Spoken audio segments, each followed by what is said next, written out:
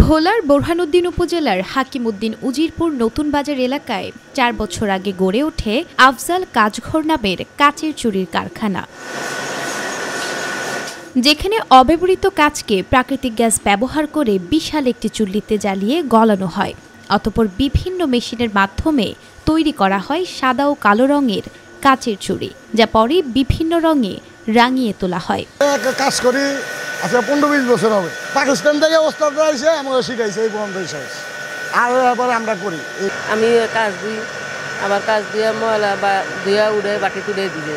তবে আমরা চাইতেছি বাংলাদেশের সব মহিলারা এটা করুক, যেন তাদের হাতের জন্য উপকার হয়। বেকারত্বটা দূর হয়েছে, মানুষের কাজ কামের জন্য একটা সুযোগ সুবিধার জন্য এই কারখানাটা খুব ভালো হইলো আর কি। ভোলার স্থানীয় শ্রমিকদের পাশাপাশি জেলার বাইরের অনেক লোকের কর্মসংস্থান হয়েছে এই কারখানাটিতে।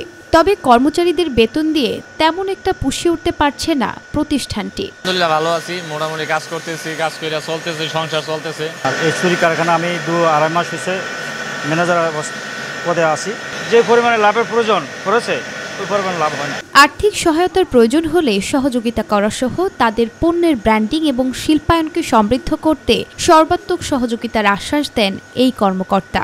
কারখানার কর্তৃপক্ষ যদি বিসিকের কোনো সহযোগিতা কামনা করে, বিসিক থেকে কোনো সহযোগিতা প্রত্যাশা করে, তাহলে বিসিক থেকে আমরা তাদের সহযোগিতা নিয়ে তাদের পাশে সবসময় থাকব।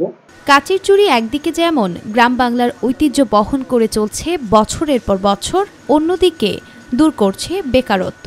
তবে হুমকির সম্মুখীন এই শিল্পকে টিকিয়ে রাখতে সকলের সহযোগিতা কামনা করেছেন সংশ্লিষ্টরা।